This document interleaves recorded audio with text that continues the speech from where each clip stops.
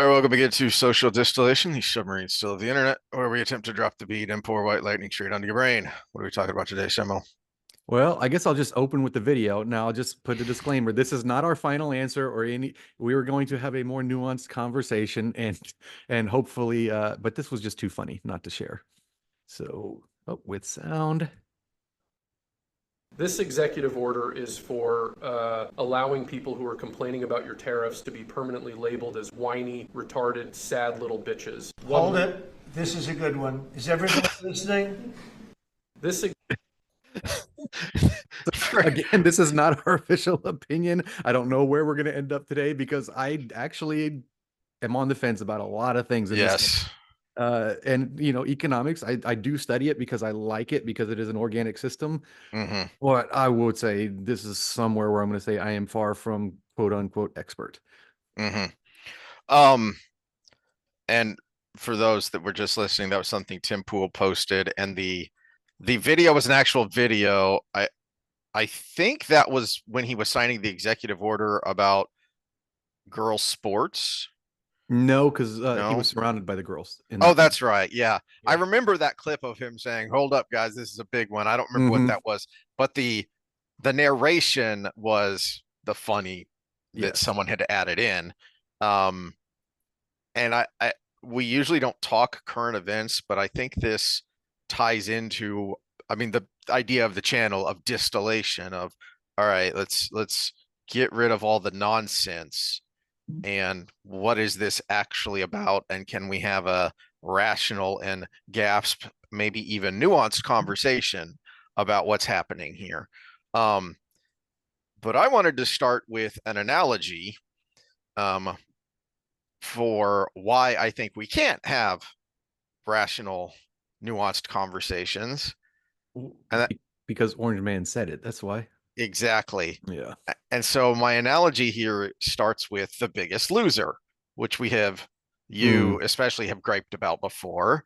And I thought, you know what, this is a good analogy for what is going on here.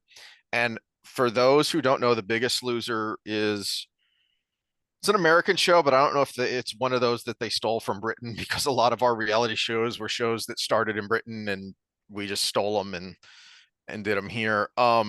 And it is a weight loss competition for morbidly obese people to see who can lose the most weight.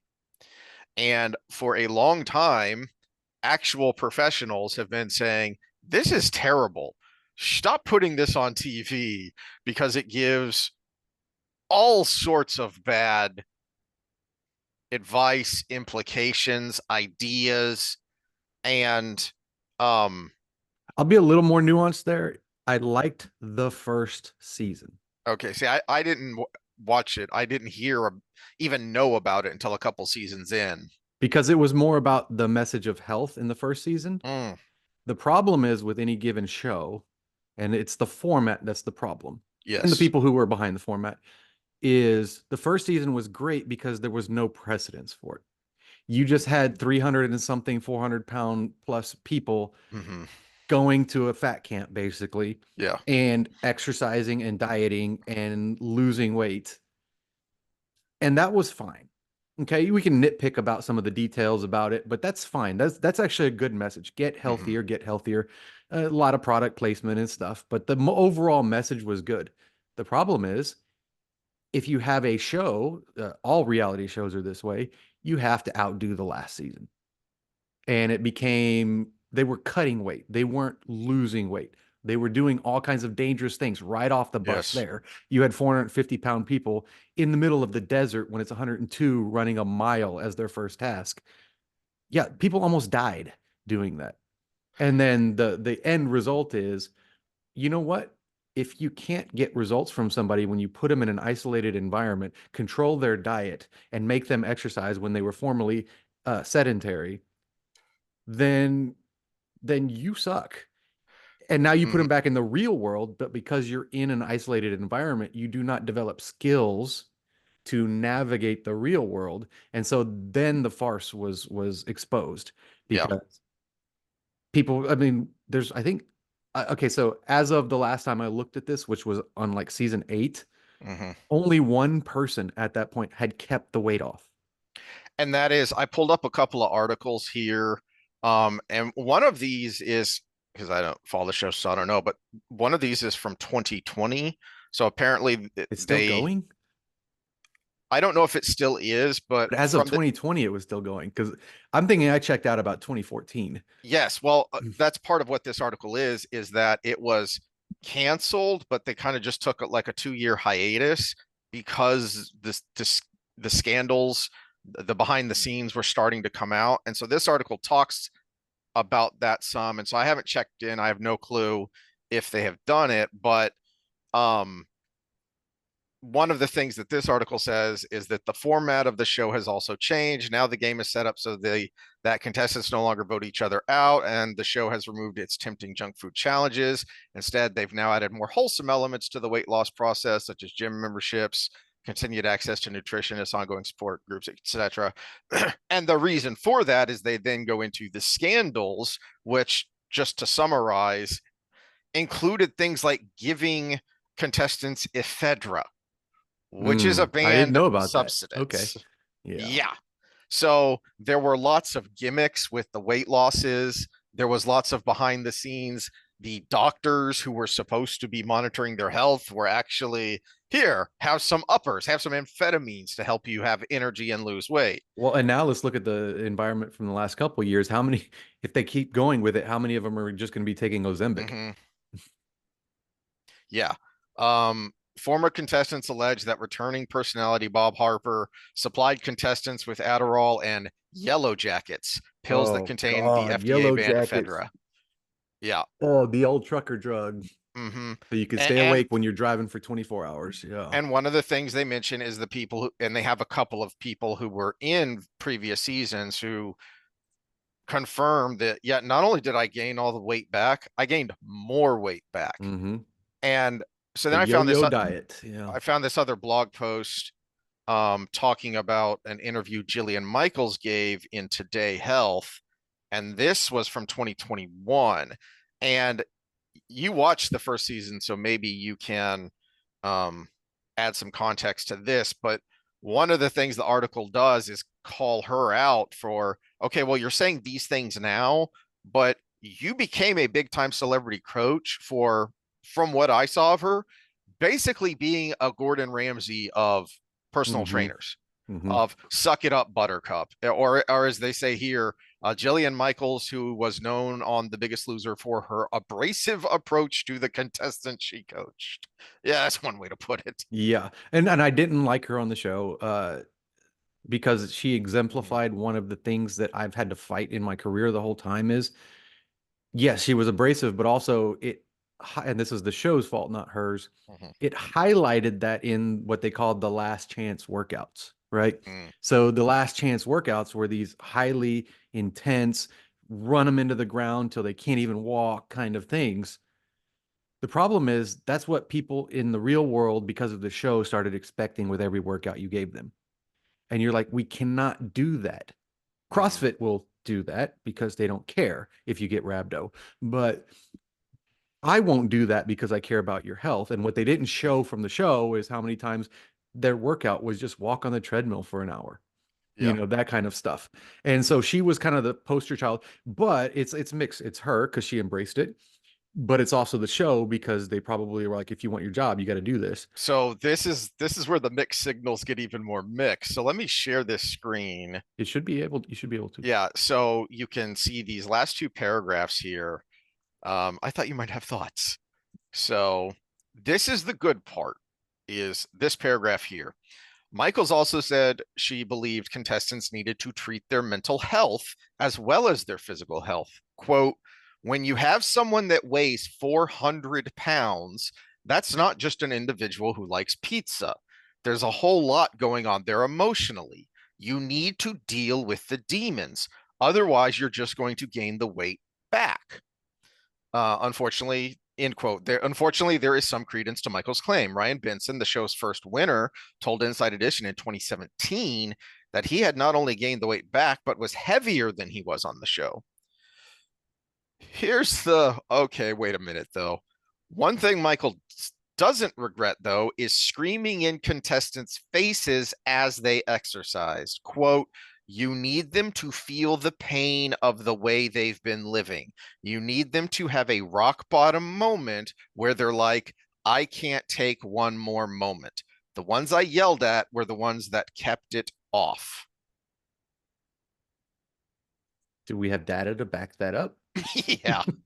Because almost nobody kept it off. So Citation needed. yeah, citation needed. Now, okay, I have watched some of her in the last couple years because she's big in the Maha movement now. Mm-hmm. And it seems like she's grown up to some degree, even though she's older than I am. I hate to say that, but she seems like she has grown up from those days. But like you said, what's genuine, what's not, what the article says. I actually wonder if the article's coming after her because she defected and went to the Maha movement. But that's neither here nor there. No, I'm interested how you're connecting this to the tariffs, but yeah, no, screaming in their face. And let's go to boot camp, right? Boot camp is not there to make you more physically fit. It is there to weed out, to separate the wheat from the chaff, right? Who is going to break down in battle, right? So we can use that as support for what she said to some degree, because now these people, after they've lost the weight under this isolated condition, have to go out in the real world and they have to be mentally tough. The problem is that the most effective method for doing it? We know from PTSD studies with soldiers that it's not helping all the way, at least. So, I yeah, this is a whole conversation on its own, but yeah, Yeah. Well, one I of the don't things that necessarily I've agree with her there. No, you can be harsh with somebody every once in a while. I actually had a client this last week who I said, you know what? I'm about to give you a refund and just send you on your way. And she straightened up right after that. It was the right thing to say at the right time, and it was harsh. It was, you know what? I'm done with you. Get out. You're frustrating the hell out of me, and I don't need this. And she straightened up, and we're still going to this day. But that's a one-off. I'm not going to say that to her every time if she right. comes in, and uh, yeah, it was just the thing she needed to hear right then. And some of these people needed to hear that, but not every time in front of the camera, in front of the entire nation. Basically, people talk about fat shaming. She was guilty of fat shaming Mm-hmm. on that show. One of the problems with the boot camp model that just kind of hit me is that, okay, in an actual boot camp, an actual military basic training, you volunteered for that, one. Mm-hmm. Two, you didn't just volunteer for something like signing up for, the fitness boot camp. No, you volunteered to be a military service member. And it doesn't matter if you're combat arms or not. Most of the casualties in the Gulf War of 91 were not combat arms. It was the Scud attack that hit I think it was a MASH unit. Mm-hmm. It was either MASH or logistics, but it was a behind the line support. So you go in knowing this is dangerous, potentially deadly. And so that kind of person is a totally different mindset. They're already, for the most part, ready to accept the in your face drill sergeant. Mm-hmm. The Well, but it's also training you if you for something else. yeah. Because if you're in the trenches, I mean, we'll do the actor playing General Patton. When you put your hand in a pile of goo that used to be your friend's face, you'll understand. When that sergeant or lieutenant or whoever is leading that is yelling at you to move, you need to be able to get up and move. And they're going to yell at you like that because bombs and guns and things are going off and it's loud and it's crazy and you're in shock. You're being prepared for that more than the fitness element of it. That's why I hated the boot camp model, because boot camp in and of itself is not designed to make you healthier. People do get healthier from it if they were overweight or hopefully not too overweight going into it or you die. But yeah, you can't. You yeah. can You can go in, they will accept you into boot camp if you are overweight, and they will put you on a diet plan Mm-hmm. Well, until you achieve your proper weight for your height. but it's intense for a reason that's mental, not physical, Mm-hmm. and it's temporary. Mm-hmm. That's why I hate the fitness boot camp model, because it is designed around a program that is designed to be temporary. And That's a, yep, good people point. play on that model to make money. So here's my boot camp rant. You go, you sign up for a boot camp, you're sedentary, you're overweight, you lose 8 pounds in the 4 weeks. You get back on your butt, you're sedentary, you gain 10 pounds, and you go, oh, I lost 8 pounds when I was on that boot camp. And you go back to the boot camp and you lose 8 pounds, and you're still 2 pounds heavier than you were before, remember? Mm-hmm. And then you get off of it and you gain 10 more pounds, and you go, oh, I lost 8 pounds when I was in that boot camp. They're temporary programs. Now, if you say, oh, well, the fix to that is I just don't quit, right? I just keep signing up over and over and over again. But you can't, because that 4 week training program was overtraining with very little variability. And then you do it 8 weeks in a row, and all of a sudden you're in an orthopedic office getting a knee surgery. Okay. So Mm-hmm. that's why I hate that model. It was designed to just cyclically make money off people. Yep. Just like boot camp is designed to be a temporary program for a very specific purpose that is not making you mentally or physically healthier. It is making you a better soldier. And here is how this ties into the current shouting on X about Doge and tariffs. We are the people from Wall-E.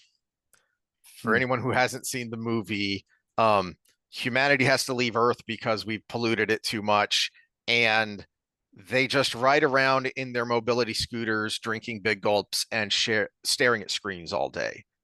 That is what we have become culturally. It, as we've kind of ranted about, literally in some instances, but metaphorically as well. We have been on cruise control as citizens for a long time. What's going on in Britain right now is a terrifying illustration of that. Well, not just Britain. The 60 Minutes interview of the ministers in Germany just flat out saying, "Well, yeah, of course you can and should be able to be arrested and charged for something that you say on social media." One of them even said, completely seriously, in fact, it's worse if you insult someone on social media than if you insult them in real life. I'm sorry, what? But we didn't get here on accident. Just like to Michael's point there, you don't get to be 400 pounds as a 5'8", 5'9" individual. Yep, there's the Wall-E people, Yeah. just laying down and having completely lost bone and muscle density. And anyway, as Michael said, that's not just you like pizza too much. Mm-hmm. There's way more to it than that. If you're 20, 30 pounds overweight, okay, yeah, you need to cut out the Mountain Dew, bro. That's me talking. That's what I had to do, is cut down on the Mountain Dew and the Cheetos. All right. But if you're 200 pounds overweight, no, that's not. I mean, you can start with one little thing, but you're going to have trouble sticking to that one little thing, because even just oh, it's just one thing. That's like telling someone who's depressed, oh, just be happy. It doesn't work that way. Mm-hmm. So you can't just say to a culture, to a society that has been on cruise control, hey, just stop. And a buzzword that gets thrown around a lot, um, is paradigm shift. I think it might actually be true for once. Mm. Hopefully, maybe. You don't get a paradigm shift overnight, just like you don't lose 200 pounds in an 8 week boot camp where they're yelling at you and giving you ephedra. Or if you do, you have serious negative consequences. Mm-hmm. So a lot of the problems from the right is, guys, calm down. can we wait and see how things go before we Mhm. immediately just start screaming that no, this isn't the way you're supposed to do things? Well, one of the rebuttals from the right when lefties talk about how capitalism has failed is, yeah, except we don't really have capitalism. Mm-mm. We have crony capitalism, which is fascism. It's a Mhm. polite way of saying fascism because that's what fascism was. We don't actually have capitalism. Okay. So same thing here. Um, we don't have an ideal market system in the first place. And we get here through decades of manipulation and the elites, both in and out of government, making the system so that they could play the system. It's like, have you seen the movie Stupid Money about the GameStop? No, I have not. No. Uh, so, for anyone who doesn't remember, big time hedge funds were shorting GameStop because they could, and they were making tons of money off of it. And some layperson investors who were just kind of market nerds who watch this stuff said, hey, I think these people are over leveraged. And I think we could move in and buy GameStop and have the price skyrocket. And it did. And these big hedge funds freaked out because, for anyone who doesn't know, if you're shorting, that means you need the stock to be low. Yeah, you're betting on it to fail. Yeah. And so when all of these normies saw this and thought, you know what, I think there's an opportunity here, they started making tons of money, or at least their portfolio started making tons of money, and the hedge funds started freaking out. So much so that I can't remember who's in the movie. I can't remember the guy who plays the main character. He's got one of those faces of, oh, hey, I know that guy. But the end of the movie is great because it is basically what happened, which was this was during the lockdown, so it was a Zoom call, and this guy who was the prime, I think this started on a particular Reddit sub channel, and he was kind of the main organizer of who pointed out that these people were over leveraging on games, over shorting on GameStop, and he had got pulled in front of a House committee hearing on this. And you should go look up the scene and just watch the scene because just that scene by itself is great because one of the things he says there is, I am literally a dude sitting in his basement just watching stocks and I managed to hit something and I took advantage of it. These guys here, all these other guys that you've got before the committee, they've got a dozen lawyers standing behind the camera. And it cuts to those guys and there are a dozen lawyers standing behind the camera giving them hand signals and holding up signs. And he's like, I'm just a normal dude. Why are you coming at me?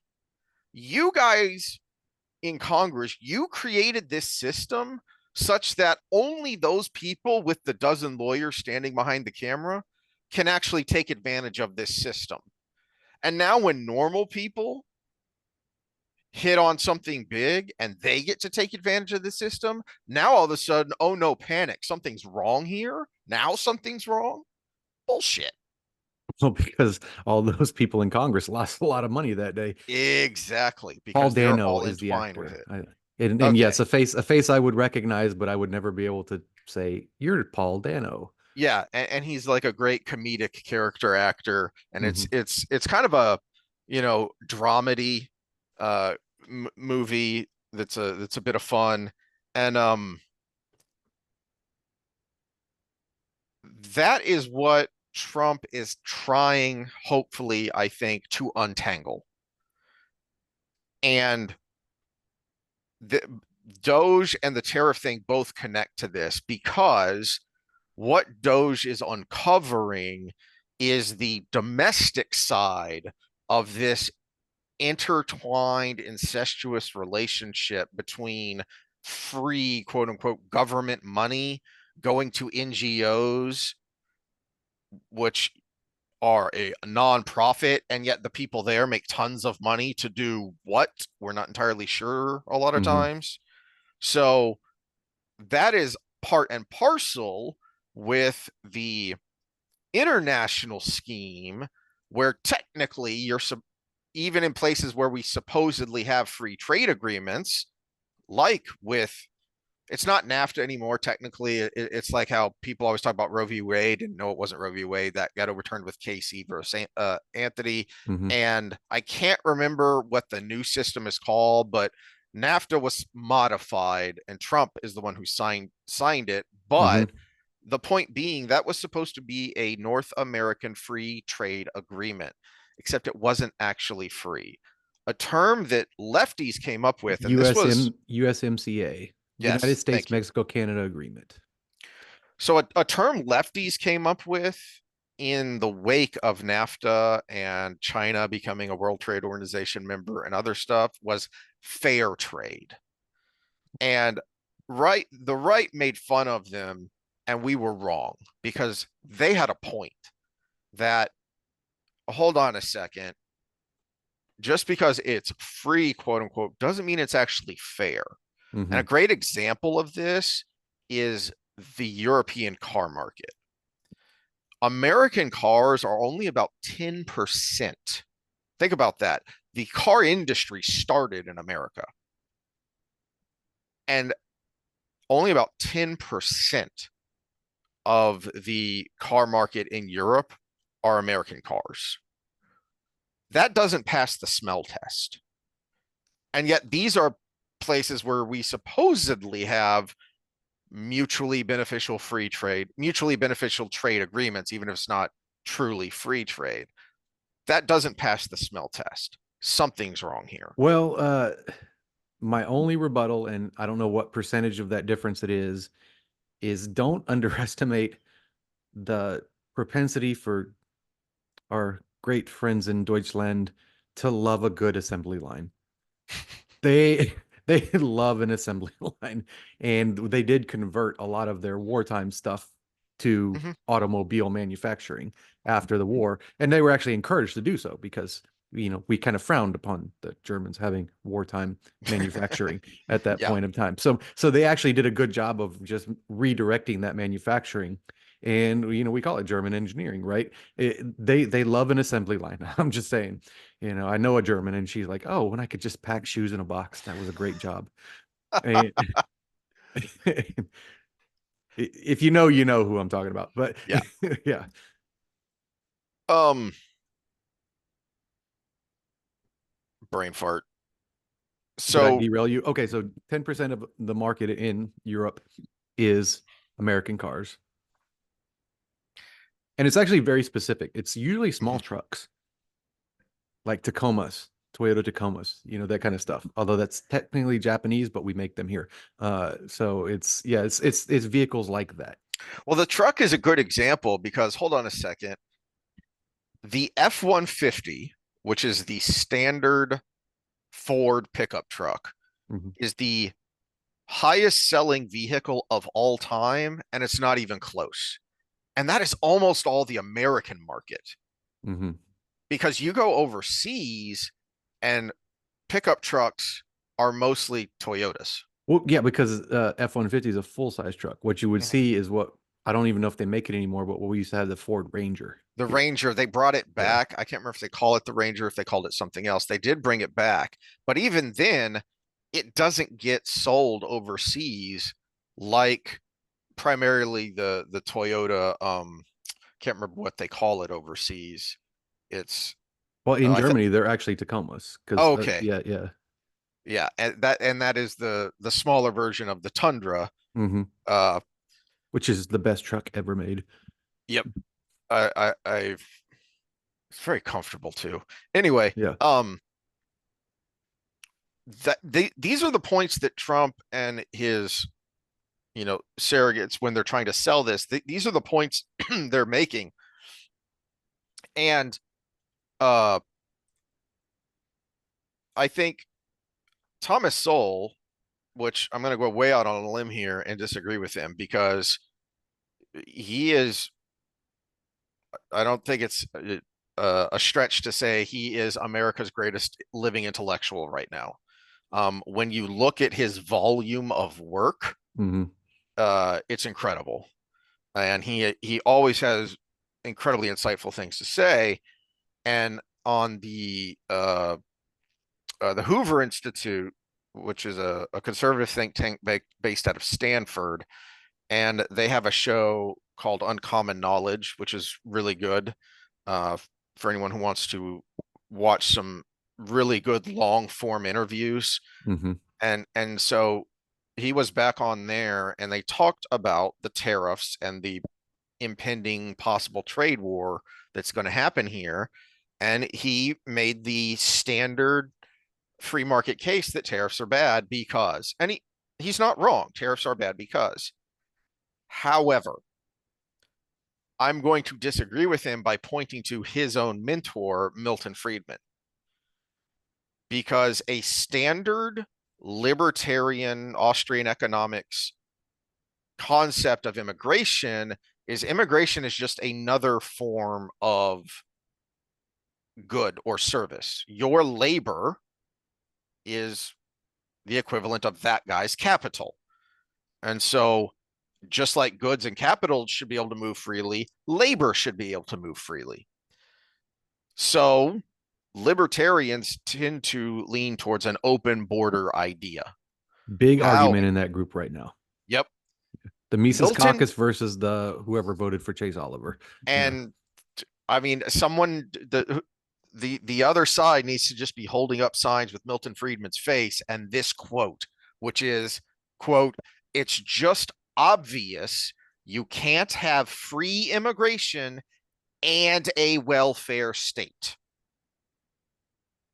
So the point being that having a large welfare state, as Western countries are finding out and have been finding out for decades, and now it's reached a tipping point, that warps and distorts the very idea of free labor, free as in the free movement of labor.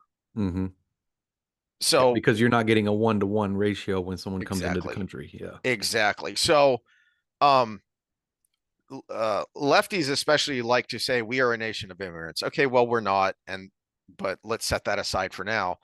What a lot of people don't understand when they look at the main thrust, what was basically essentially the second large wave of immigration, which was the late 1800s to the early 1900s. There was about a 30-year span there where I don't remember the exact number of millions of people that came. A lot of Italians, um,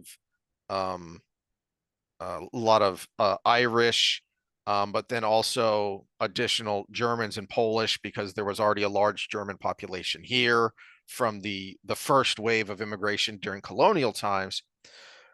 So that's what a lot of people think of when they see the pictures or when you see some of the earliest video, some of the earliest movie footage of the steamships coming into Ellis Island and all that. What a lot of people don't know is this very important stat. Approximately 1/3 of all of those immigrants ended up going home because there was no welfare state. Mm-hmm. Welfare was your community, your church, your extended family, if you had one, if you were coming over because, you know, uh, uncle had established himself here and now you've saved up the money to book your passage and you're coming over and he's going to try and help you get established and find work and all that. Well, if you can't make a go of it and they can't support you any longer, you went home. Mm-hmm. So 1 in 3 people self-deported, as we say now, because there was no welfare state. So the ideal actually worked because the people who came and could make a go of it and contributed positively with their efforts, with their labor, they stayed. And America benefited from it. There was no drain on the system, though, because if you couldn't, you went home. And to me, that is the analogy for the current tariff system. is that all of these trade agreements that we have, there are innumerable loopholes that countries use to protect their native industries at the expense of America. Mm-hmm. And the reason they have been able to do that primarily, I would say, is because we have become addicted to cheap stuff. Yeah, that's for okay. So the great example of this is never make a patent agreement with Amazon. So if you come up with a new thing that you want to sell, they have a system for up and coming entrepreneurs that have their own thing. The problem is you kind of sign away something is while you're selling it for the short term, they're getting someone in China to replicate it. Mm-hmm. And that's why there's all these weird names that are like SVYNGO or something brand of X product that you saw on Shark Yeah. Tank at one point, because they're not subject to the patent laws of the United States. That And is the so, that is the other thing that I think is being lost in this conversation about the tariffs is that, and it's now part of the reason it's being lost is because Trump and his team, they're negotiating right now. You don't broadcast what you're really after in the mhm. middle of a negotiation. And that is why I have a problem with people like Ted Cruz and some others coming out. I think one of the Republican senators from Iowa also came out and said, "This is bad. What are we doing? This isn't good for America." When they should know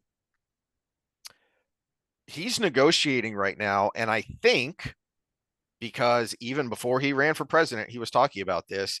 I think the primary point of the negotiations are to build an economic wall around China the way Mhm. Reagan and Thatcher built a military wall around the Soviet Union to contain Yeah, so this is a good spot to put my overall, because I said I don't even know where I stand on this topic at the very beginning. I know places where I stand. And this is why, okay, so you really can't call me a hypocrite if I say something later that contradicts, because I'm like right there. This is why I think the way I think on this, and this is what I don't know, and this is what I'm worried about. So I'm going to give the good first. Starting with reciprocal tariffs, actually, I personally think is the best it. place to start because, Yes. like you said, it's a negotiation. Okay, so let's start from 0-0. That's what it is. You're charging us this, we're charging you the exact same. You're charging us zero, we charge you zero. You're charging us 100%, we charge you 100%. So reciprocal is the best starting place. Now we see, what is it, 70 now countries coming in saying we want to go ahead and negotiate this. Now is where we get a little bit nuanced, right? So an example I can think of in my head. Let's look at some place like a West African country, like Ghana or something. You produce a lot of cocoa, right? Cacao, right? We can't produce that in the States, not efficiently, right? Okay, so we can reduce our tariff on your cacao coming in, but you don't make a whole lot of steel. So you reduce your tariff on our steel coming into your country because we need our steel workers to do well. Mm-hmm. You have a lot of cacao farmers. We have a lot of steel workers. Let's reciprocate there. So your tariffs come down on that, my tariffs will come down on that. And then the other ones will stay where they're at. So you're actually being nuanced in the negotiations on what you're sending where. Same with Japan. What is Japan? You've been to Japan. What did they produce that we don't make? Primarily, well, that we don't make electronics. Okay, so yeah. Okay, so you want to sell us a lot of electronics, but guess what? You don't have a lot of space for wheat, buddy. Mm-hmm. So, okay, so we'll reduce our tariff on you ordering our wheat, or on us ordering your electronics, but you gotta get that American wheat coming in. Mm-hmm. So that's where it becomes nuanced. It's not going to be just blanket this and this and this, because then everybody's prices go up, and nobody wants that. So it's okay. The thing we don't make, you're going to give us a better deal on that. And the things you don't make, we're going to give you a better deal on that. So that's where I see this going with those 70 countries. Yeah. Now, here's my worry. This is where I get a little bit not trusting of Trump, even though he's done this sometimes and he's done the opposite sometimes. So you never know what you're going to get. I actually Yeah. ordered a copy of the Art of the Deal right before we started because you know what? I should read that book. But he he has a vendetta with China right now. Mm-hmm. How much of this is China is a problem and we do need to build that wall? And how much of it is I campaigned on China and we're going to get China down? Yeah. And Well, no, China's being reactionary and making it worse. So how much it's just like our Russia stuff. Only with Trump, it's China, China, China. How much of this is a personal vendetta? And and that's what I there worry about. is a very recent historical precedent for where that can go horribly wrong, which was when Obama ran in 2008. He ran on Iraq war bad, Afghanistan war good. That Mm, we took our eye off the ball of the real terrorism threat in Afghanistan by invading Iraq, and he pretty much left Iraq alone precipitously in much the same way that in Obama's third term with Biden, they just bailed out of Afghanistan precipitously. And look what happened. Well, what happened? Had nothing to do with a strategic view of the situation, and it had everything to do with what he campaigned on. mhm. So they tried to replicate the surge that worked in Iraq in Afghanistan, and it was a mess because Afghanistan is a completely different place. Yeah. Meanwhile, while they weren't paying attention to Iraq, what happened? ISIS. Mhm. And now all of a sudden, oh crap, in 2014, 15, when things were getting really nasty, okay, well now we have to send a whole bunch of special operations command back into not just that theater, but also into places in Africa, because that is how far and how quickly ISIS spread. And it was a lot of lives and treasure that were wasted that didn't necessarily have to be if there had been a more nuanced and strategic approach rather than I campaigned on this, Iraq war bad, Mhm. rather than what we did in Iraq was suboptimal. Very much There's a so. difference there. Yeah. Um, to your point about China, so an example I just saw a few weeks ago is brain farting, the creator, the cartoonist of Dilbert Oh, Adams, Scott Adams. Yeah. Scott Adams. So he made a post on X several weeks ago that I saw that I said, yeah, that tracks. Because to your point about China and theft, so before I get to the Scott Adams point, there's another story I heard several years ago that I thought was hilarious, which is that Lego, even though it is based in Copenhagen, almost all of their manufacturing is done in China. Literally directly across the street from the Lego factory is the off-brand Lego factory. It Duplo. just straight up steals their stuff. So much so that I don't remember exactly what it was, but for their, I want to say it was like it was a big anniversary, like their 40th or 50th anniversary of the company. They created a set that I think was like the headquarters building of Lego, and they only commissioned something like 5,000 of these because they were just given out in-house. Mm. They were given to Lego employees. Within a few weeks, that set, which was never sold, was available online with the off-brand because they just took the plans, they literally walked across the street and they started making it. Mm-hmm. Well, Scott Adams made this point that made me go, ooh, someone should look into this about Amazon, because he said literally every Dilbert calendar you see on Amazon is a pirated copy. I do not sell, I don't remember what he said about merchandise in particular, but I remember the post was specifically about calendars. Is I don't sell those on Amazon. Every Dilbert calendar you see on Amazon is a pirated copy. And here's the kicker, and Amazon knows it. But they have created this Byzantine system for reporting piracy that makes it almost impossible to do anything about it. Mm-hmm. And it takes months to get something pulled down. And by the time you have gotten it pulled down, 3 others have already popped up. So, yes, this is containing China economically is something that needs to happen.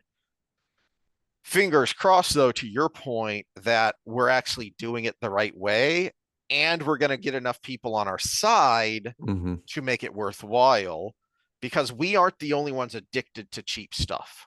Well, and this is where the moral argument comes in, because why is it so cheap? Mhm. Because, okay, I'm going to use a term here, and it's not 100% accurate, but it's so accurate that it should be. They use slave labor. Okay. Oh, no, they pay them. Yeah, $1 a day for a family of 5 is payment enough to say you pay them, but it's slave labor. When you have to install nets on the outside of your building to catch the people who are jumping out the window because they've had enough, Mm-hmm. you have a problem. Mm-hmm. And But and that but so that's not just in China though, because remember we've talked about this before on this channel.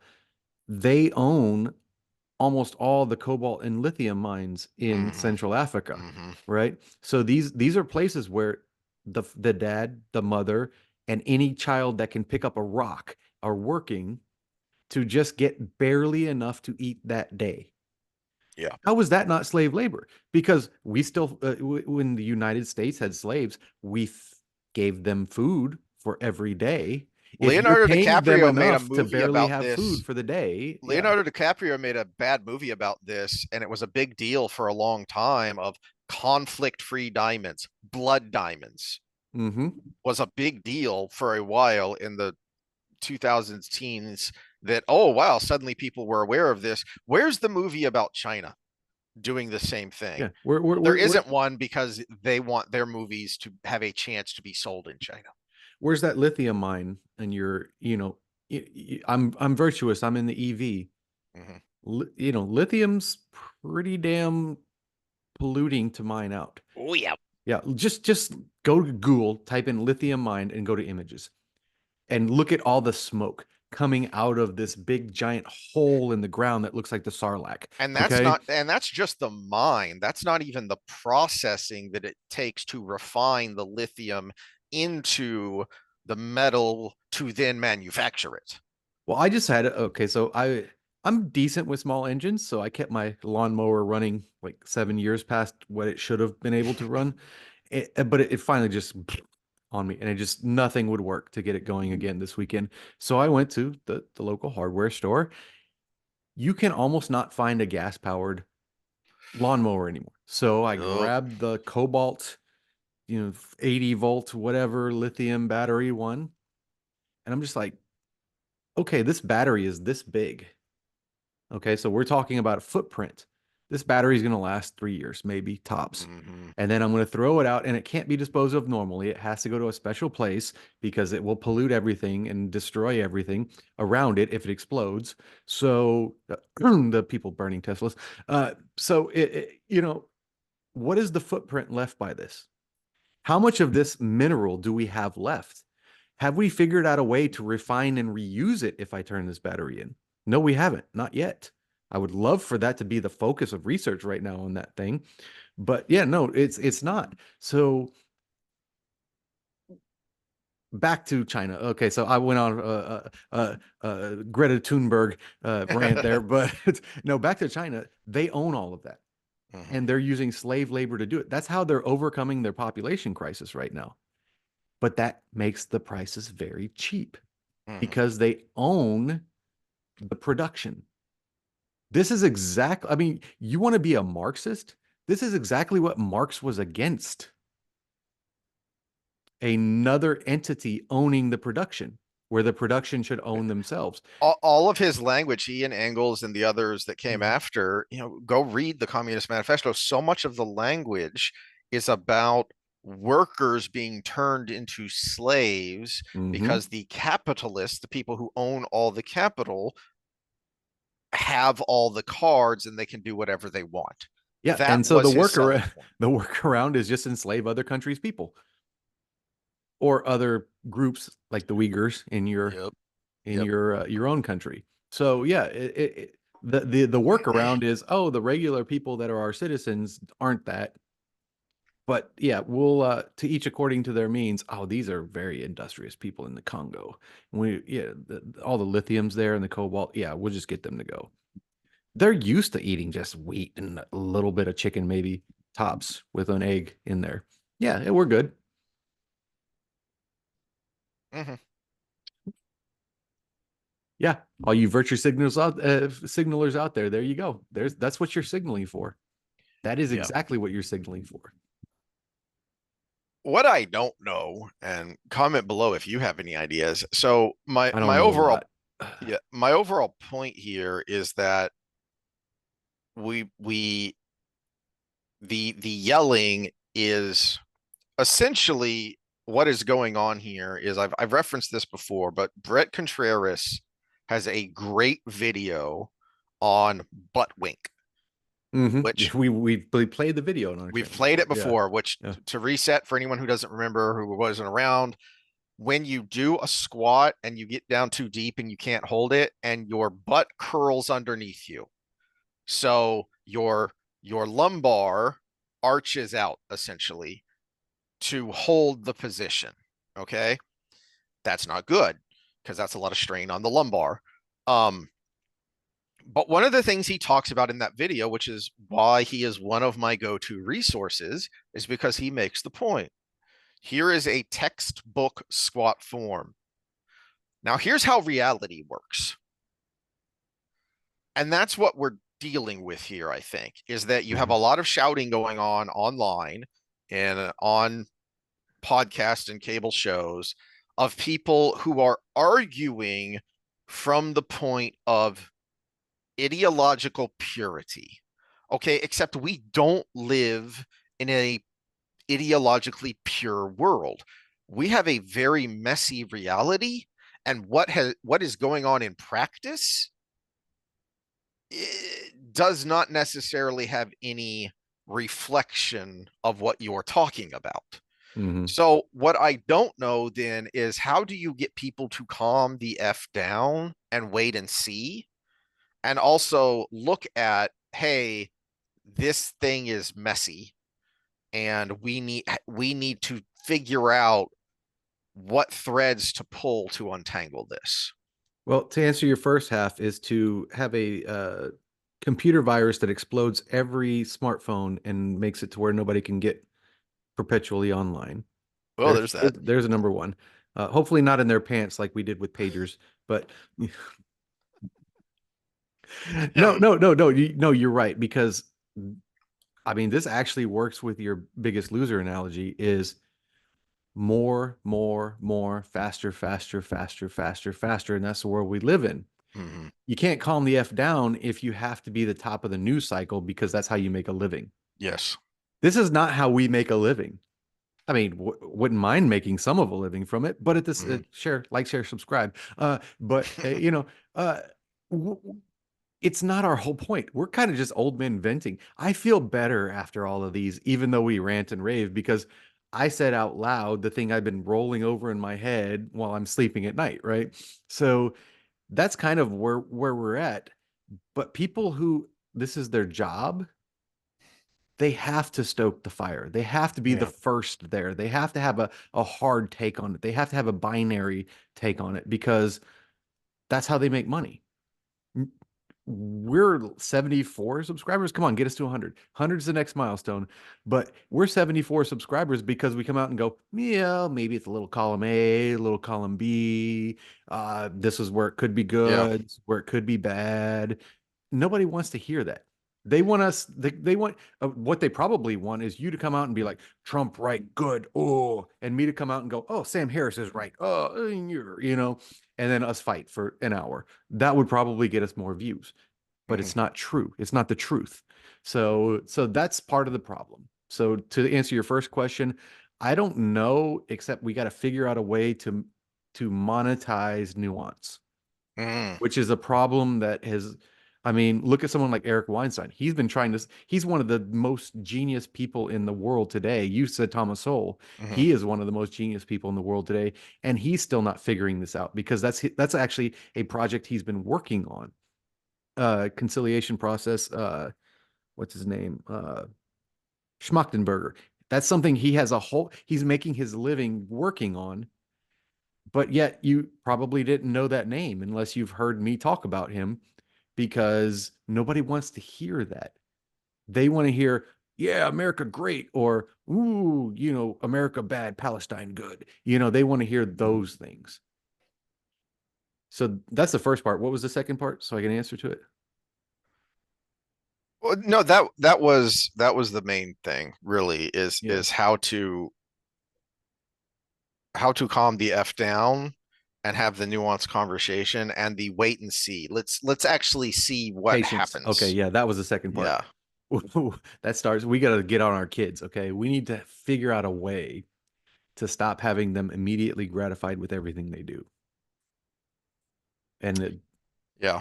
in this technological age, that is, you know, I thought at first, at one time, MMORPGs might be the answer to it Hmm. because you have to like grind, but it's not working because Minecraft is still the most popular, or Roblox or whatever is that version of it now, is still the most popular game for kids. And you got to grind for hours upon hours upon hours upon hours. For those that remember the old Ultima Online, the original, it would take you Way back. weeks Yeah. before you can finally make a bow and arrow from all the ash tree you had chopped wood from. So it's like you would think that would teach patience, but it doesn't. Yeah. Yeah. Um, I think unplugging for Hmm. a having a set time. I know certain people do this of no, the weekend is the weekend, and I'm not checking in. Unless some like even people who this is their job, it's like, no, on the weekend, I'm not checking in on X. I'm not checking in on Facebook. I'm not going to make a blog or a vlog post unless there's some major huge news event, and then okay, I need to comment on this, or I need to check see what's going on. And I kind of like that idea of no, the weekend is for getting fresh air, touching grass, hanging out with the family and Hmm. the friends, and doing non-online stuff. Well, I will say this is one thing that school has helped me with because uh, I'm not as up to date on some of the topics we've talked about as I was like when we started this, Yeah. but that's because I have to spend, you know, 20 hours a week writing papers or reading articles or, you know, not news articles, reading research articles. And that helps me unplug a little bit. But there's still that part of me that is reading an article and something we talked about or whatever comes up and in my head, and I'm like, oh, I need to check my, oh God, the phone will blow you away. This is how distracting a phone is. Okay. So last night I went to water my grass because we're in a dry spell, and I put the sprinkler on and I turned it on. And normally, because I'm very forgetful and some people would say ADD, I say resourceful and a generalist. But I was like, okay, I'm gonna set an alarm so I don't forget. I opened my phone and there was a message on the phone, and I looked at the message, and it was a Facebook message. So I went started scrolling, and then I was like, oh wait, what am I supposed to do? Oh yeah, I need to go practice piano. And I went up and started practicing piano, and I woke up at 5 o'clock in the morning, and I was The like, sprinkler is still going. I left the sprinkler on. Yeah, Oh yeah. So done this is that how before. distracting these electronics are because I could have just turned the sprinkler on, set an alarm, been done with my moment there, gone and switched it and everything.